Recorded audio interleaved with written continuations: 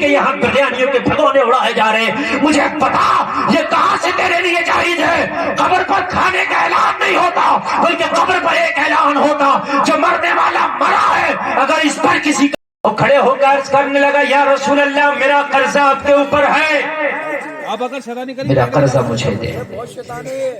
حضرت عمر نے اتنا سنا آنکھ لال ہو گئی غصے سے.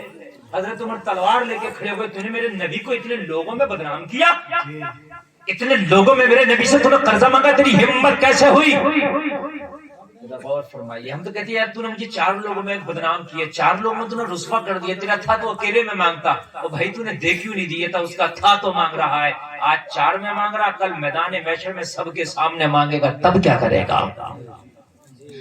آج تو 4 میں مانگ رہا نا, آج تو خالی منڈوا حسن پور کے لوگ انہی کے درمیان مانگ رہا نا, تمہاری بے عزتی ہو گئی. لیکن کل میدان محشر میں حضرت آدم سے لے کے قیامت تک کے لوگ ہوں گے, اچھے بھی ہوں گے برے بھی ہوں گے, خدا کا سامنا ہوگا, تب مانگے گا. تب مجھے بتا تجھے کتنی شرم لگے گی. اور اس وقت خالی یہ کہہ کے نہیں چھوٹ سکتا تو نے میری بات خراب کر دی, تو نے مجھے بے عزت کر دیا, بلکہ اس وقت دینا پڑے گا, دینا پڑے گا. آدمی سوچتا ہے کہ یار دے دوں گا, اور میرے بھائی 4 چیزوں میں دیری نہ کرو, جلدی کرو. 4 چیزوں میں, بچے جوان ہو جائیں نکاح میں جلدی کرو, اگر گناہ کر لو توبہ میں جلدی کرو, میت ہو جائے دفن میں جلدی کرو, قرضہ لے لو ادائیگی میں جلدی کرو. اور ہمارے معاشرے میں 4 چیزوں میں دیری ہو رہی ہے. اللہ کے رسول صلی اللہ تعالی علیہ وسلم عرض کیا آپ پہ میرا قرضہ. میرے نبی نے فرمایا میرے نبی نے فرمایا بیٹھ جا, کتنا قرضہ ابھی ادا کرتے ہیں. عمر کھڑے ہو گئے, عرض کرنا لگے. حضرت عمر نے عرض کی آقا اگر آپ حکم دے تو اس کی گردن مار دوں. یا رسول اللہ اتنے لوگوں کے سامنے یہ آپ سے قرضہ مانگ رہا ہے. میرے نبی جلال میں آ گئے, فرمایا عمر تجھ سے مجھے یہ امید نہ تھی, اس کا ہے تو مانگ رہا ہے, اسے نہیں کہنا چاہیے تھا بلکہ مجھ سے کہنا چاہیے تھا یا رسول اللہ اس کا قرضہ جلدی ادا کریں. یہ ہے میرے نبی کا فرمان, مجھ سے کہنا چاہیے تھا کہ یا رسول اللہ اس کا قرضہ. ہمارے یہاں تو حال یہ ہے, قرضہ تو قرضے کی بات کر رہے ہیں. اگر موقع لگے تو کسی کا اگر لے لیا ہم نے, کسی کا موقع لگ رہا ہے, کسی کے ہم کھیتوں میں سے کسی کا گنا توڑ لیا, آلو نکال لیا, مرچی توڑ لی, اور میرے بھائی یہ سب حرام ہے, تیرے لیے جائز نہیں, تیری قبر پہ بوجھ ہے اس کا. بڑا سخت مسئلہ ہے. اپنی زندگی میں اپنے قرضوں کو اتار کر جاؤ, تمہارے مرنے کے بعد پتہ نہیں تمہارے قرضوں کو کوئی اتارے کہ نہ اتارے. اپنی زندگی میں اپنے معاملات کو صاف کر کے جاؤ, پتہ نہیں تمہارے مرنے کے بعد تمہارے معاملات کو کوئی صاف کرے یا نہ کرے. جو ہے میری بات اوپر, مرنے کے بعد قبر پہ ہمارے اعلان ہوتا ہے جتنے باہر کے مہمان کھانا کھا کے جائیں گے. شاید ابھی ہوتا ہوگا, قبر کی مٹی تیار ہوئی اور جیسی قبر تیار ہو گئی, پانی چھڑک دیا گیا, فاتحہ ہو گئی, تو ایک اعلان ہو رہا ہوتا ہے بابا سے بلند قبرستان میں جتنے لوگ کھانا کھا کے جائیں گے. یہاں کوئی آج اعلان کا دن نہ تھا, یہاں کوئی شادی کا دن نہ تھا, یہاں آج جس کو دفن کیا ہے خدا کی قسم اس کے بچوں کی آنکھیں سوج آئی ہیں, پوری رات روئے ہیں. اس کی بچیوں کے حلق میں ایک لقمہ نہیں گیا, پوری رات روئی ہے. ابھی جنازے کی 4 پائی قبرستان سے واپس گھر نہیں آئی تھی کہ یہاں بریانیوں کے بھگونے اڑائے جا رہے ہیں. مجھے بتا یہ کہاں سے تیرے لیے جائز ہے؟ قبر پر کھانے کا اعلان نہیں ہوتا بلکہ قبر پر ایک اعلان ہوتا جو مرنے والا مرا ہے اگر اس پر کسی کا قرضہ ہے یا تو معاف کر دے یا پھر اس کے وارثین سے جا کے اپنا قرضہ وصول کرے. یہ اعلان ہونا چاہیے. ابھی جنازے کی 4 پائی واپس نہیں آئی اور یہاں بریانیوں کے بھگونے اڑ گئے. ابھی اس کے بچوں کے آنکھوں کے آنسو خشک نہیں ہوئے, یہاں لوگ اپنے کھانوں میں لگ گئے. ابھی اس کی بچیوں کے حلق میں پانی کا قطرہ نہیں گیا, یہاں پر ہمیں کھانے کی فکر ہو گئی. مجھے بتاؤ لوگوں, ہمارے دل سخت نہیں ہو گئے تو کیا ہے؟ دلوں کو نرم کرو یار, سخت ہو گئے ہمارے دل. اور میرے بھائی مرنے کے بعد یہ بعد میں سوچتے ہیں کہ اس کی قبر کہاں بنے گی, یہ پہلے سوچتا ہے محلے والے کہ یار اس کے مرنے میں کھانا کون بنائے گا. عجیب سے معاملے ہم نے بڑا مشکل کر لیا اپنی زندگیوں کو. بہت مشکل کر گیا. ہم نے اپنی شادیوں کو بھی مشکل بنا لیا, اپنی مرنے میتوں کو بھی مشکل بنا لیا. اور بھائی آسانی پیدا کرو, اسلام سادگی کو پسند کرتا ہے. اگر تمہارے پاس 100 روپے کی انکم ہے تب تم 100 کے اعتبار سے خرچہ کرنے کی سوچو. اگر 100 روپے کی انکم نہیں ہے تو 100 والے کو دیکھو مت, اپنے سے نیچے والے کو دیکھو. میرے نبی فرماتے ہیں کبھی اپنے سے اونچے والے کو نہ دیکھ, زندگی بھر پریشان رہے گا. جب دیکھنا ہے تو اپنے سے نیچے والے کو دیکھ, زندگی بھر آرام بنائے گا. ہم کب دیکھتے ہیں اوپر والے کو, یار اس کی تو 10 گاڑیاں, یار میری تو 2 ہی گاڑیاں. وہ پریشان رہے گا. اگر تجھے 10 اللہ نے دے دی تو 20 والے کو دیکھے گا, اور جب اللہ نے تجھے 20 دے دی نا تو پھر 25 والے کو دیکھے گا. تجھے سکون نہیں ملے گا. اگر تیرے پاس 2 گاڑی ہے نا تو 1 گاڑی والے کو دیکھ, اور 1 گاڑی ہے تو اس کو دیکھ جس کے پاس 1 گاڑی بھی نہیں ہے, اور تیرے پاس 1 بھی نہیں ہے تو ان کو بھی دیکھ جو بھیک مانگ کے پیٹ پالتے ہیں. ہماری تو ابھی کی کھوپڑیاں بڑھتی ہی نہیں ہے. اپنے سوپر کو ہمیشہ دیکھنے میں ہم چلتے تو تکلیف میں رہتے. یار اسلام سادگی کا مذہب ہے. جتنا اللہ نے دیا اس کے اعتبار سے اپنی زندگی گزارنے کی کوشش کرو. میرے بھائی, اللہ کے رسول صلی اللہ تعالی علیہ وسلم کی زندگی آپ دیکھیں. آقا اگر چاہتے تو سونا اور چاندی کے پہاڑ دائیں اور بائیں ساتھ لے کے چلتے, مگر نہیں. آقا کے گھر میں کبھی کبھی 1 ہفتے تک چولہا ہی نہیں جلتا. آقا کے گھر میں 1 ہفتے تک کبھی کبھی فاقہ ہوتا. آقا کے گھر میں کبھی کبھی تو ایسا ہوتا کہ میرے بھائیوں خالی کھجور اور پانی پر ہفتہ گزر جاتا. سادگی سکھائی میرے نبی نے. ہمارے اندر سادگی نہیں ہے. ہمارے اندر تو ایک چیز یہ ہے کہ پریشانی میں رہے گا, تکلیف میں رہے گا, بس ہائی فائی میرا معاملہ ہو جائے. اگر اللہ نے تیری قسمت میں ہائی فائی لکھ دیا ہے تو ہائی فائی ملے گا, اور اللہ نے نہیں لکھا ہے تو نہیں ملے گا. اور ایک چیز اور بتا دیں, آپ کتنا بھی جھوٹ بول لو, کتنا بھی حرام طریقے سے کما لو, اللہ نے جتنا لکھا ہے اتنا ہی ملے گا. اس سے بڑھ کے 1 روپیہ نہیں. اللہ نے جتنی سانسیں لکھ دی ہیں, کتنے بڑے ہاسپٹل میں جا کے ایڈمٹ ہو, ہاں وقتی طور سے آرام ملے گا, لیکن سانسیں اتنی رہیں گی جتنی اللہ نے لکھ دی ہیں. بولے دوا کرنا سنت ہے, دوا ضرور کرنا چاہیے, لیکن تم یہ سوچو کہ بھائی میں بچ جاؤں گا. نہیں, مرتے وہ بھی ہیں جو دوسروں کو علاج دیتے ہیں. قسمت سے زیادہ نہیں, وقت سے پہلے نہیں. جتنا قسمت میں اللہ نے لکھا اتنا مل کے رہے گا, اور موت اللہ نے تیری جب لکھی ہے وہاں آ کے رہے گی. آپ نے دیکھا ہے انسان سعودیہ گیا حج کرنے مر گیا, گیا دبئی کمانے مر گیا. وہ لوگوں وہ کمانے نہیں گیا بلکہ مرنے گیا تھا. اس لیے کہ کمانے جاتا تو کما کے لاتا, لیکن جا کے مر گیا. اللہ نے دبئی میں مرنا لکھا تھا اس لیے جا کے مارا ہے. اور جہاں مرنے کا وقت ہوتا ہے, جہاں مرنے کا ٹائم اور جگہ ہوتی ہے, اللہ حالات ایسے بناتا خود چل کے جاتا. حالات ایسے بنا دیتا. حضرت سلیمان کے زمانے میں ایک شخص تھا جس میں موت کا وقت قریب آیا, مرنا ہے, موت کا وقت قریب ہے, اور حضرت سلیمان کے دربار میں کھڑا ہے. لیکن جہاں پر مرنا تھا اللہ نے جو جگہ لکھی تھی مرنے کی, وہ جگہ بہت دور ہے, دور ہے. مرنے کا وقت قریب ہے, جہاں مرنا ہے جگہ ہزاروں میل دور ہے, اور اللہ نے جگہ بھی لکھ دی ہے اس جگہ مرے گا, وقت بھی لکھ دیا اس وقت مرے گا. اور کب لکھ دیا؟ جب بچہ ماں کے پیٹ میں تھا. اسی وقت لکھ دیا کتنا کھائے گا, کتنا کمائے گا, کہاں جائے گا, کہاں آئے گا, کتنا جاگے گا, کتنا سوگا, کتنا اٹھے گا, کتنا بیٹھے گا, کتنا جیے گا, کہاں مرے گا, کس کنڈیشن میں مرے گا, لکھ دیا اللہ نے. موت کے فرشتے نے دیکھا اس کے موت کا وقت قریب ہے, لیکن جہاں اسے مرنا تھا وہ جگہ ہزاروں میل دور ہے, اور اپنی موت کی جگہ سے ہزاروں میل دور حضرت سلیمان کی بارگاہ میں کھڑا ہے. موت کا فرشتہ عرض کرتا ہے مولا کہ اس کی موت کو ڈیلے کیا جائے گا, کہ اس کی موت میں تاخیر کی جائے گی. رب نے فرمایا ہمارے فیصلے اٹل ہیں, ہم نے جب لکھ دیا ہے تو مرنا ہے. اور اس کی مولا جہاں مرنے کی جگہ ہے وہ تو ہزاروں میل دور ہے. اگر یہ طے کر کے جائے تو اس زمانے میں ایروپلین کا زمانہ نہیں تھا, اور پلین سے بھی جائے تو کوئی ایسا تو نہیں ہے نا ہزاروں میل 1 منٹ میں 1 سیکنڈ میں ہو جائے, اس کو بھی گھنٹوں لگتے ہیں. او مولا اگر یہ جانے لگ جائے تو سالوں گزر جائے اس جگہ جانے میں جہاں اس کو مرنا ہے. جو جگہ تو نے لکھی ہے اس کی موت کی مولا, وہ جگہ یہاں سے ہزاروں میل دور ہے. رب نے فرمایا مسبب الاسباب ہم ہیں اور فرشتے تو اپنی تیاری میں رہے. جب یہ مانیں گے نہیں بچے, یہ قوم بہت مانتی ہے. خاموشی سے یہ آگے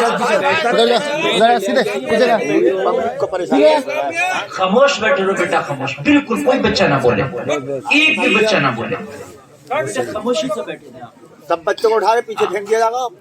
اب کیسی اگر آپ لوگ بولے نا تو ایک کو بھی یہاں نہیں چھوڑاؤں گا, میں سب کو پیچھے بتا دوں. خاموشی سے بیٹھے رہو. عرض کی مولا ملتی ہزاروں میل دور ہے, پھر یہاں کیسے مرے گا؟ رب نے فرمایا او فرشتے تو اپنی تیاری میں رہ, وہاں بھیجنا تو مجھے رب کا کام ہے. اسباب دیکھی کیسے پیدا کرتا. آدمی سوچتا یار میں ایسا کیسے کر سکتا ہوں, کبھی کبھی وہ انسان کو کر جاتا جو اس نے کبھی سوچا نہ ہو.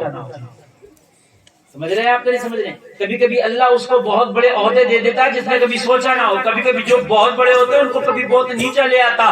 یہ تو سب اللہ کے کام ہے. موت کا فرشتہ وقت کا انتظار کر رہا ہے, موت کا وقت بالکل قریب آ گیا. اللہ کے اسباب دیکھیں. اللہ نے فرمایا موت کے فرشتے سے, او موت کے فرشتے اس مرنے والے کو ذرا اپنی اصل شکل دکھا جو تم مرنے کے وقت انسان کو دکھاتا ہے. اپنا اصلی چہرہ دکھا, جو مرنے والا تیرا مرنے کے وقت چہرہ دیکھتا ہے وہ ذرا چہرہ دکھا.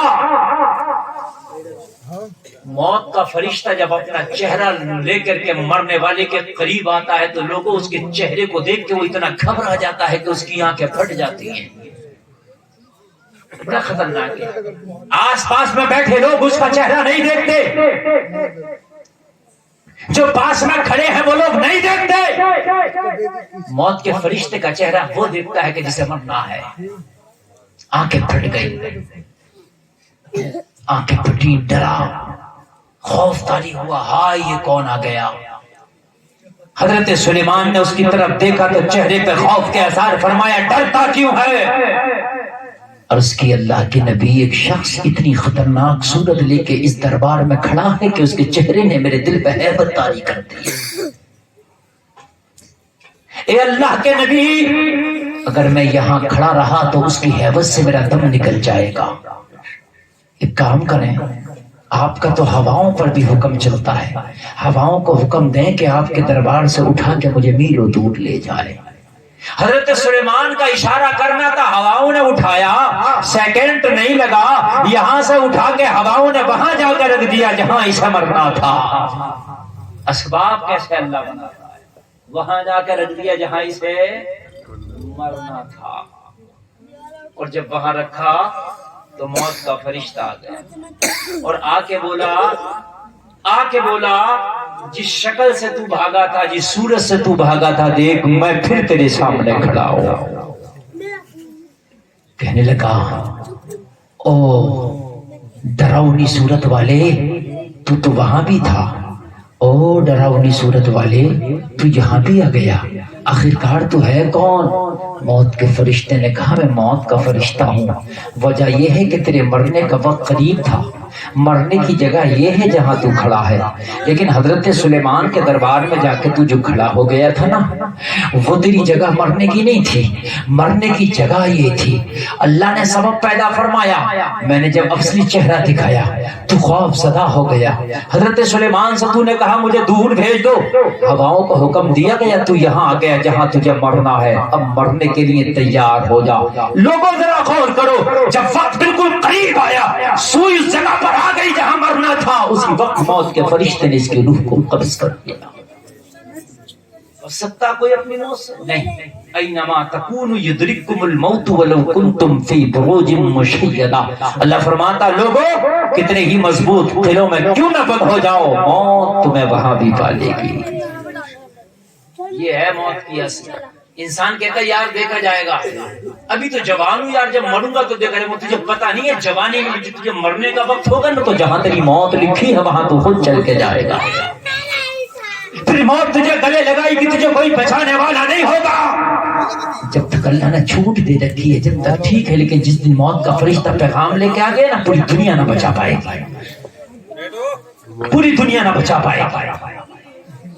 ابھی 2018 کی بات ہے، میں آپ کو بتاؤں، حضور تاج شریعہ کا وصال ہوا بریلی شریف میں، حضور اظہری میاں قبلہ کا، تو پوری دنیا سے لوگ آئے آپ کے جنازے میں، پوری دنیا سے، اور خاص کر ہندوستان سے تو آئے، اڑیسہ کے کچھ لوگ سرکار تاج شریعہ کے جنازے میں آئے بریلی شریف، اور وہ پایا پلین آئے دہلی، اور دہلی سے کار کر کے یہاں بریلی شریف آئے، اور بریلی میں تاج شریعہ کے دفن سے جنازے سے فارغ ہونے کے بعد واپس دہلی پھر فلائٹ پکڑنے کے لیے جا رہے تھے۔ ان کا بیان ہے کہ جاتے جاتے راستے میں انووا کار تھی، وہ بھاڑے کی لائے تھے وہاں سے، اور راستے میں جا رہے تھے، ان میں ایک مولانا تھے، مولانا کمال نام کے، کہتے ہیں کہ میں پچھلی سیٹ پہ بیٹھا تھا گاڑی، میں اگلی سیٹ پہ بیٹھا تھا گاڑی کی، اور لوگ سب پچھلی سیٹوں پر تھے، ڈرائیور کے برابر والی سیٹ پر مولانا کمال کہتے ہیں میں بیٹھا تھا تاج شریعہ کے جنازے کی واپسی کی بات۔ چلتے چلتے رات ہوئی، یہاں سے شام میں بریلی سے نکلے تھے، اور دہلی پہنچتے پہنچتے تھوڑا رات ہو گیا، تو مجھے تھوڑی نیند آنے لگی، تو جو سب سے پچھلی سیٹ پہ بیٹھا تھا ایک نوجوان لڑکا مجھ سے بولا حضرت ڈرائیور کے برابر والی سیٹ پر سونا نہیں چاہیے، آپ کو نیند آ رہی ہے، لہٰذا گاڑی رکوائیے اور آپ پیچھے آ جائیے، آپ کی سیٹ پہ میں آ جاتا ہوں۔ کہنے لگے گاڑی روکی گئی، سیٹ بدلی گئی، میں اس کی سیٹ پر پہنچا پیچھے، اور وہ میری سیٹ پر آیا آگے۔ سیٹ بدلے ہوئے 5 منٹ نہیں ہوا تھا کہ گاڑی ایکسیڈنٹ کر گئی، آن دا اسپاٹ اسی لڑکے کی موت ہو گئی جو لڑکا پیچھے سے اٹھ کے آگے میری سیٹ پر آیا تھا۔ یہ ہے موت، اگر 5 منٹ پہلے آیا صرف اور پیچھے میں بچ گیا، بولے صرف میرا پیر ٹوٹا اور میری زندگی بچ گئی، اور وہ لڑکا اسی وقت ڈیتھ کر گیا، اسی وقت انتقال کر گیا، صرف 5 منٹ کا وقفہ تھا۔ یہ ہے حقیقت زندگی۔ کس کے لیے حرام کماتے ہو، کس کے لیے حرام کھاتے ہو، کس کے لیے حرام کام کرتے ہو؟ جب موت آئے گی تو 1 سیکنڈ کی مہلت نہیں دی جائے گی۔ لوگوں زندگی کا معاملہ صاف رکھو، مرغ سے نہیں چٹنی سے کھاؤ، مگر معاملے صاف رکھے جاؤ۔ انسان سوچ رہا ہے کہ یار میری اولاد عیش کرے گی، اچھا کما جاؤں، حرام سے کما جاؤں، اور خوب لوگوں کا میں لوٹ کے لے جاؤں۔ معلوم ہے تجھ کو تیری اولاد تو عیش کرے گی، مگر قبر میں تجھے بڑی تکلیف ہوگی، بہت تکلیف ہوگی، بہت تکلیف ہوگی۔ ابھی میں نے کسی کا ایک اسٹیٹمنٹ پڑھا، داروغہ ہے، پرشاسن میں ہے، اخبار میں بھی میرے سامنے آیا، میں نے اس کٹنگ کو پڑھا، طبیعت خوش ہو گئی۔ زندگی میں کبھی اس نے ایک بھی رشوت کا پیسہ نہیں، ایک رشوت کا پیسہ نہیں۔ جو تنخواہ ملتی ہے گورنمنٹ کی طرف سے اسی کو خرچہ کرتا۔ اسے پوچھا گیا تیری بڑی پوسٹ ہے، تو چاہے تو ادھر ادھر سے بہت کما سکتا ہے۔ کہنے لگا میری بیوی نے کہا ہے خبردار حرام کا ایک پیسہ کما کے میرے گھر میں مت لانا، اس کا اثر بچوں پہ پڑتا ہے، اس کا اثر بچوں پہ پڑتا ہے۔ حرام کا پیسہ میرے گھر میں ایک کما کے نہ لانا۔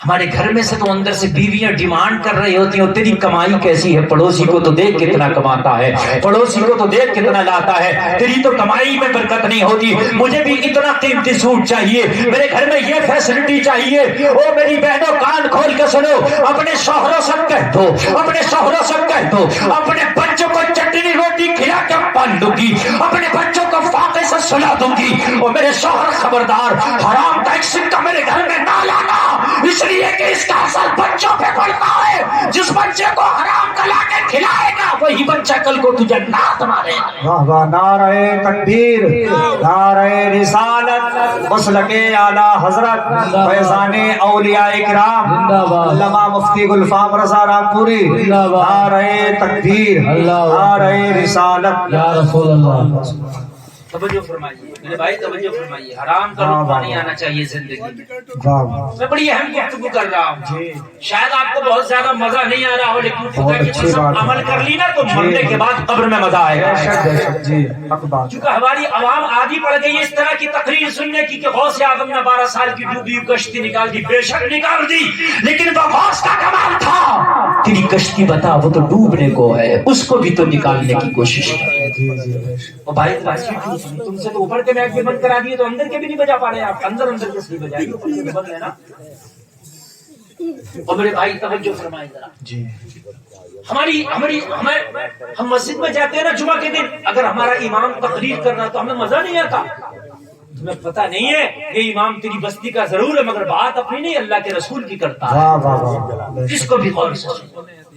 مرنا بڑا حق ہے میرے بھائی. اپنی زندگی میں حرام کا لقمہ نہ آنے دے. اگر حرام کا لقمہ تیری زندگی میں آ گیا نا تو 100 حج کر لینا کسی کام کا نہیں. ہر سال عمرہ کرنا کسی کام کا نہیں. کتنے بھی بڑے کام کر لینا کسی کام کا نہیں. آج آدمی سوچتا ہے یار جو ہوگا دیکھا جائے گا. اور کیا دیکھ لے گا جس دن حرام کا لقمہ تیری کمائی میں آ گیا اسی دن اس لقمے سے اس حرام کے سکے سے جو لقمہ کھائے گا وہ حرام کا خون پیدا کرے گا. اور جب تک تیری باڈی میں حرام کا خون رہے گا تجھے اللہ کی عبادت کرنے میں مزہ ہی نہیں آئے گا. آ ہی نہیں سکتا مزہ. میں اگر آپ کو بتاؤں تو توجہ فرمائے ایمان تازہ ہو جائے گا. توجہ فرمائیے. ایک نبی کا صحابی ہے. صحابی کسے کہتے ہیں معلوم ہے؟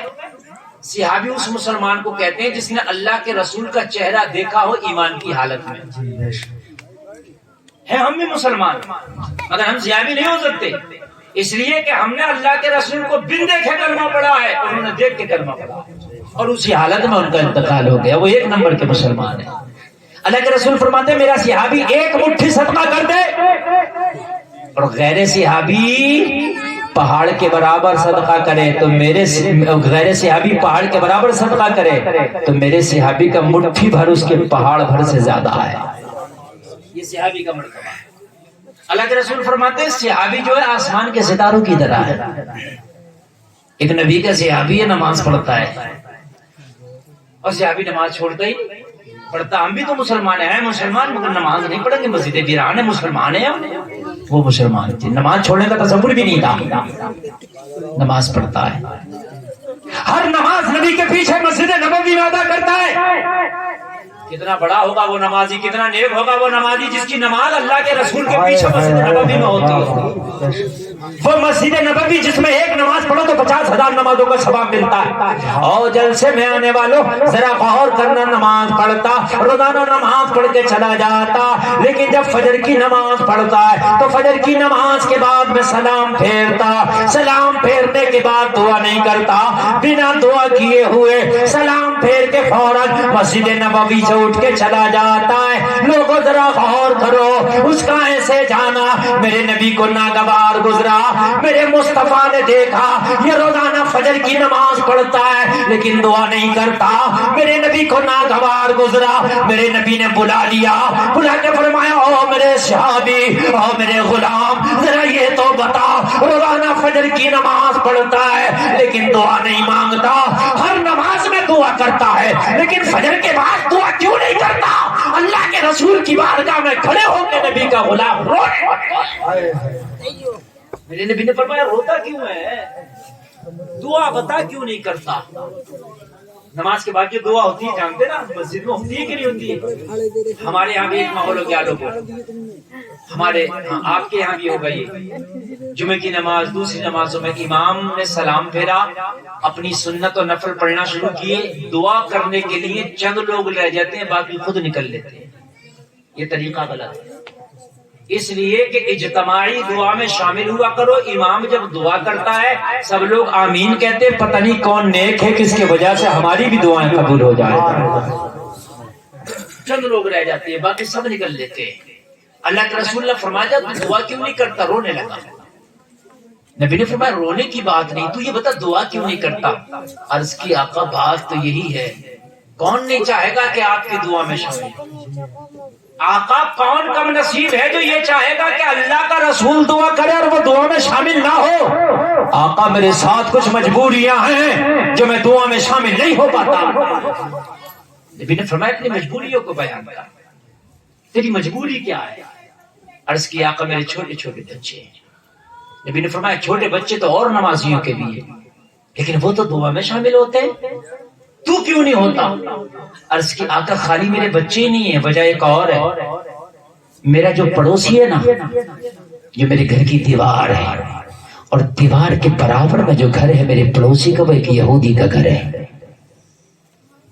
دیوار کا فاصلہ آقا دیوار کے ادھر میرا گھر دیوار کے ادھر میرے یہودی پڑوسی کا گھر. میرے نبی نے فرمایا پھر دعا کرنے سے کون سی چیز تجھے روکتی ہے؟ عرض کی آقا پوری بات سنے۔ یہودی پڑوسی کے گھر میں اس کے آنگن میں ایک کھجور کا پیڑ لگا ہے۔ کائے کا پیڑ لگا ہے؟ اور اس کی شاخیں میری آنگن میں جھکائی ہے۔ آقا دیوار سے سٹا ہوا یہودی کا پیڑ لگا ہے، اس کی آدھی شاخیں میرے آنگن میں ہے، آدھی شاخیں یہودی کے آنگن میں ہے۔ یا رسول اللہ آج کل پیڑ پر پھل آئے ہیں، رات کو پکا پکا کھجور ٹپک ٹپک کے میرے آنگن میں گر جاتا ہے۔ یا رسول اللہ میرے چھوٹے چھوٹے بچے ہیں، میں ڈرتا ہوں کہ میں دعا مانگنے میں یہاں نہ رہ جاؤں، میرا بچہ اگر گھر میں کوئی اٹھ گیا، اٹھ کے اگر اس کا کھجور اٹھا کے کھا لیا تو میدان محشر میں جواب کیا دوں گا؟